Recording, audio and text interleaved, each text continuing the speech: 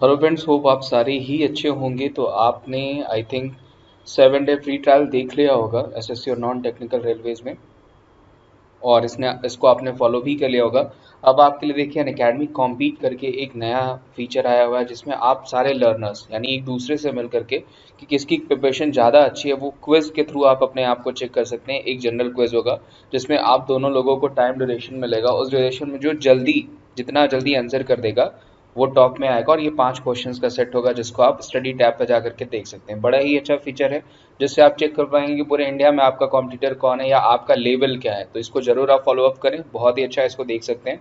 Plus उसके अलावा SSC examination के लिए आपको प्लस सब्सक्रिप्शन लेने के बाद बहुत अच्छे अच्छे क्यूरेटेड नोट्स मिल जाते हैं, और उनको रिव्यूड भी किया जाता है टॉप एजुकेटर्स की तरफ से। एक्सेसिबल है एनीवेयर, कहीं से भी आप कर सकते हैं, पता है आपको, फ़ोन पे लैपटॉप के थ्रू आप देख सकते हैं। प्लस वहाँ पे आप हार्ड कॉपी सॉफ्ट कॉपी दोनों ही पा सकते हैं। हार्ड कॉपी के लिए आपको आइकॉनिक सब्सक्रिप्शन लेने पड़ेंगे, और सॉफ्ट कॉपी वहाँ से आप डाउनलोड कर सकते हैं। डाउनलोड करके लाइव क्लासेस, सारी क्लासेस और उनसे संबंधित नोट्स को भी देख सकते हैं। प्लस कैसे आप नोट्स को पाएंगे, यहाँ पे देखिए मेंशन किया गया है। स्टडी टैब में जाकर के, नोट्स टैब में जाकर के डिजायर्ड टॉपिक पर जाकर के लर्निंग स्टार्ट कर दीजिए। आप जो भी टॉपिक आपको चाहिए, बहुत ही क्यूरेटेड नोट्स बनाए गए, बहुत ही अच्छे नोट्स बनाए गए। टॉप एजुकेटर्स की तरफ से टॉप बैचेस भी बनाए गए हैं आपके लिए, जैसे ऑल इंडिया रैंकर्स बैच हो गया वो एसएससी एग्जाम्स के लिए, जो कि नया पैटर्न आया उस पर बेस्ड है।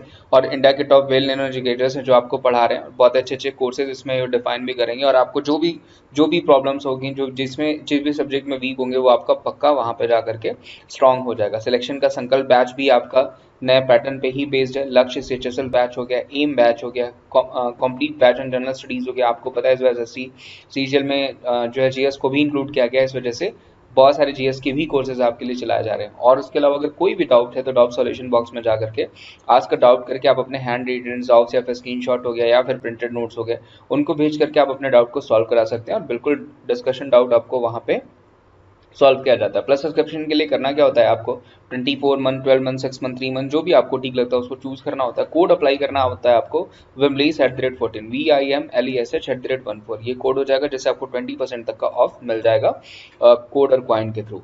उसके अलावा आइकॉनिक सब्सक्रिप्शन में भी सेम कोड यूज करना है, Wimleys@14। आप डिस्क्रिप्शन बॉक्स में भी ये कोड पा सकते हैं, जिसमें आप 24 मंथ, 12 मंथ, 6 मंथ तक के सब्सक्रिप्शन ले सकते हैं। कोड सेम यूज करना है, Wimleys@14, WIMLESH@14। ठीक है, और बाकी लग जाइए तैयारी के लिए। सारे ही जितने भी मैंने चीज़ें आपको बताया उनको जरूर फॉलो अप करिए, आपकी तैयारी में बहुत ज़्यादा आपको मजबूती मिलेगी। थैंक यू सो मच, मिलते हैं आपको अगली क्लास में। नमस्कार, स्वागत है आप सभी का शिक्षा सिटी के इस यूट्यूब चैनल में। दोस्तों, आज हम जनरल साइंस का एक मोस्ट इम्पॉर्टेंट टॉपिक आज के वीडियो में कवर करेंगे। यह टॉपिक है मानव रोग का। मानव रोग का जो टॉपिक है दोस्तों, इस टॉपिक से प्रति वर्ष जितने भी गवर्नमेंट के एग्जाम्स होते हैं, उस एग्जाम में लगभग 2 से लेके 3 प्रश्न होते हैं जो मानव रोग के टॉपिक से जुड़े हुए होते हैं। तो इस प्रकार से यह जो मानव रोग का टॉपिक है आपके एग्जाम के लिए काफ़ी महत्वपूर्ण है। तो इस वीडियो का बिल्कुल ध्यान से देखिएगा। यह जो मानव रोग का टॉपिक है टोटल 2 भाग में आप तक पहुंचाया जाएगा। आज के भाग 1 में हम उन सभी इम्पॉर्टेंट कॉन्सेप्ट को और उन सभी इम्पॉर्टेंट पॉइंट को कवर करेंगे जो कि मानव रोग से बन सकते हैं। तो चलिए वीडियो को स्टार्ट करते हैं। सबसे पहले आप जानिए कि मानव रोग होता क्या है। तो शरीर में होने वाली अनेक प्रकार की अनियमितताओं को ही रोग या बीमारी कहा जाता है। तो इसे आप याद रखिएगा। ऐसे पदार्थ या सूक्ष्म जीव जो शरीर में रोग उत्पन्न करते हैं उनको हम रोग कारक या पैथोजन के नाम से जानते हैं। तो इसे आप याद रखिएगा। ऐसे पदार्थ या सूक्ष्म जीव जो हमारे शरीर में रोग उत्पन्न करते हैं उनको हम रोग कारक या पैथोजन के नाम से जानते हैं। रोग के उपचार के लिए दवाओं का जो पहली बार प्रयोग है हिप्पोक्रेट्स ने किया था। किसने किया था? तो रोग के उपचार के लिए पहली बार जो दवाओं का प्रयोग है वह किया गया था हिप्पोक्रेट्स के द्वारा। इसी कारण से हिप्पोक्रेट्स को औषधि विज्ञान का पिता कहा जाता है। ये कॉन्सेप्ट आपके लिए मोस्ट इंपॉर्टेंट है। रोग के उपचार के लिए जो दवाओं का पहली बार उपयोग है, सर्वप्रथम प्रयोग है, वह किया गया था हिप्पोक्रेट्स के द्वारा।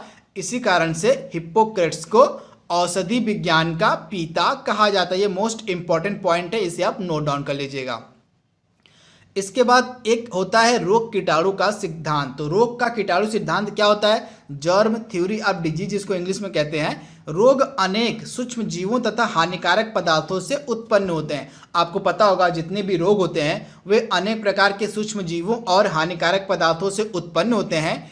रॉबर्ट कोच नामक एक व्यक्ति थे, इन्होंने प्रमाणित किया कि पशुओं में होने वाला जो एंथ्रेक्स रोग है उसका कारण सूक्ष्मजीवी जीवाणु हैं। तो इनका नाम आपके लिए इंपॉर्टेंट है। रॉबर्ट कोच नामक एक व्यक्ति थे, इन्होंने पहली बार प्रमाणित किया कि पशुओं में जो एंथ्रेक्स नामक रोग होता है उसका कारण है सूक्ष्मजीवी जीवाणु। तो इसे भी आप याद रखिएगा। तथा इस जीवाणु को एंथ्रेक्स कहा गया। क्या कहा गया? तो इस जीवाणु को एंथ्रेक्स नाम दिया गया। तथा रॉबर्ट कोच का यह जो सिद्धांत है रोग का कीटाणु सिद्धांत कहलाता है। जिसे आप याद रखिएगा, जो रॉबर्ट कोच थे उन्होंने बताया था कि पशुओं में जो एंथ्रेक्स नामक रोग होता है उस रोग का कारण होता है सूक्ष्मजीवी जीवाणु, तथा इस सूक्ष्मजीवी जीवाणु को एंथ्रेक्स नाम दिया गया। तथा रॉबर्ट कोच का यह जो प्रसिद्ध सिद्धांत था इसी को रोग का कीटाणु सिद्धांत भी कहा जाता है। तो इसे आप याद रखिएगा। इसके बाद जो मानव रोग होते हैं इनको दो भागों में विभाजित किया जाता है। तो आइए ये दो भाग कौन कौन से उसको हम कवर कर लेते हैं। सबसे पहला भाग होता है मानव रोग का जन्मजात रोग हो जाता है, जन्मजात रोग, और दूसरा हो जाएगा आपका उपार्जित रोग। तो ये दो रोग होते हैं मानव रोग के, इन्हीं को हम वन बाय वन करके कवर करेंगे। तो सबसे पहले हम बात करेंगे जन्मजात रोग होता क्या है। तो यह जो रोग होता है गर्भावस्था में, यानी कि माँ के पेट में या जन्म के समय, जैसे ही आप जन्म होता है बच्चे का, उसके जन्म के समय ही किसी भी बच्चे में या जीव में उसके शरीर में विद्यमान रहता है यह रोग। यानी गर्भावस्था के समय में या जन्म के ठीक बाद ही जीवों के शरीर में रोग विद्यमान हो जाता है, उस रोग को हम जन्मजात रोग कहते हैं। तो इसे आप याद रखिएगा।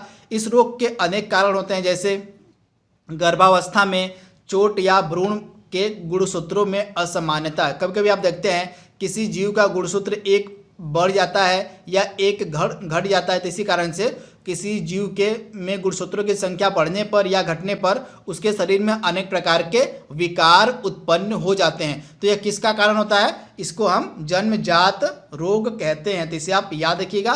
तथा हीमोफीलिया जैसे हो गया, हृदय के विकार हो गए, वर्णांधता हो गया यानी कलर ब्लाइंडनेस हो गया आदि, ये सभी जन्मजात रोग के उदाहरण हैं। तो ये उदाहरण आप याद रखिए, डायरेक्टली एग्जाम में पूछे जाते हैं कि जो हीमोफीलिया है वह किस प्रकार के रोग का उदाहरण है। तो आपको पता होना चाहिए कि हीमोफीलिया जो है यह जन्मजात रोग का उदाहरण है। हृदय के विकार जो है जन्मजात रोग का उदाहरण है। उसके बाद कलर ब्लाइंडनेस यानी कि वर्णांधता जो होती है वह भी जन्मजात रोग का उदाहरण है। तो इसे आप याद रखिएगा। इसके बाद हम बात करेंगे उपार्जित रोग के बारे में, यानी कि एक्वायर्ड डिजीज क्या होती है। एक्वायर्ड डिजीज क्या होती है? तो ये जो रोग होता है जन्म के बाद या जीवन काल के दौरान शरीर में उत्पन्न होते हैं। यानी जन्म के बाद या जीवन काल के दौरान जो शरीर में रोग उत्पन्न होते हैं उनको हम उपार्जित रोग कहते हैं। ये जो उपार्जित रोग होते हैं दो प्रकार के होते हैं, संक्रामक रोग और असंक्रामक रोग। उपार्जित रोग कितने प्रकार के होते हैं? तो आप याद रखिएगा, जो उपार्जित रोग होते हैं वे दो प्रकार के होते हैं। कौन कौन से? संक्रामक रोग और असंक्रामक रोग। तो आज की वीडियो में हम पूरे डिटेल के साथ बात करेंगे। पार्ट 1 जो हमारा है संक्रामक रोग के बारे में। ये मोस्ट इंपॉर्टेंट टॉपिक है, मैं आपको बार बार बोल रहा हूँ। इसका आप नोट्स बनाते चलिएगा, क्योंकि इस एग्जाम से लगभग 2 से लेकर 3 प्रश्न प्रति वर्ष पूछे ही जाते हैं इस टॉपिक से। जितने भी एग्जाम होते हैं सभी प्रकार के एग्जामों में इस टॉपिक से प्रति वर्ष 2 से 3 प्रश्न पूछे जाते हैं। तो आइए बात कर लेते हैं संक्रामक रोग के बारे में। तो संक्रामक रोग होते क्या हैं? तो ऐसे रोग जीवों में एक दूसरे के संपर्क में आने से फैलते हैं। तो संक्रामक रोग क्या होते हैं?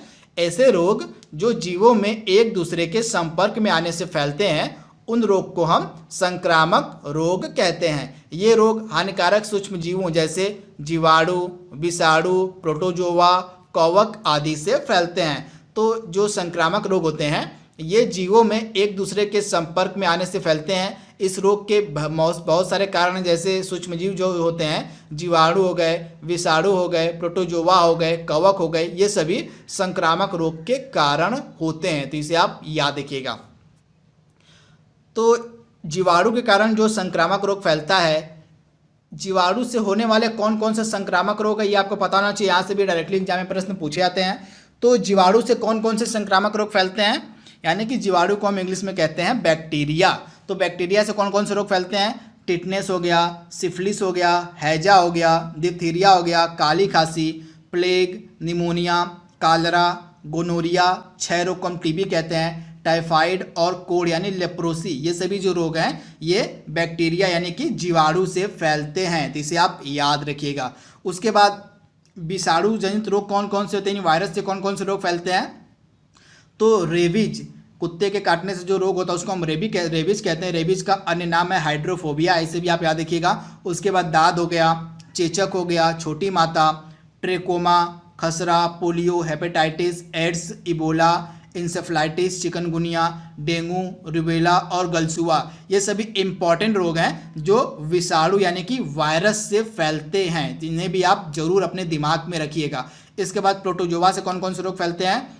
तो प्रोटोजोआ जनित रोग कौन कौन से होते हैं? तो मलेरिया हो गया आपका, पेचिस हो गया, पायरिया हो गया, काला जार हो गया और निद्रा रोग जो होता है ये सभी किससे फैलता है? तो प्रोटोजोआ से फैलता है। तो इसे आप याद रखिएगा।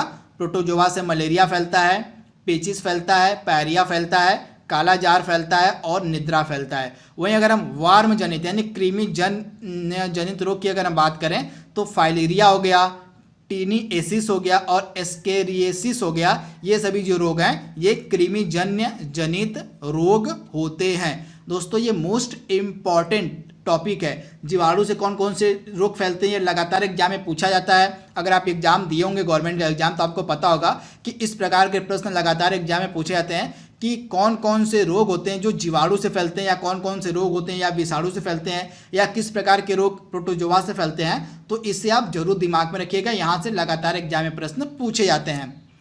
इसके बाद अगर हम एड्स रोग की बात करें, एड्स रोग भी एक संक्रामक रोग है। अगर हम एड्स की बात करें तो एड्स जो है किससे फैलता है? तो यह विषाणु से फैलता है तथा यह रोग HIV जो वायरस होता है, विषाणु होता है, उसके कारण फैलता है। HIV का मतलब क्या होता है? Human immuno deficiency virus. इसी के कारण जो है आपका HIV रोग होता है। तो इसे भी आप याद रखिएगा।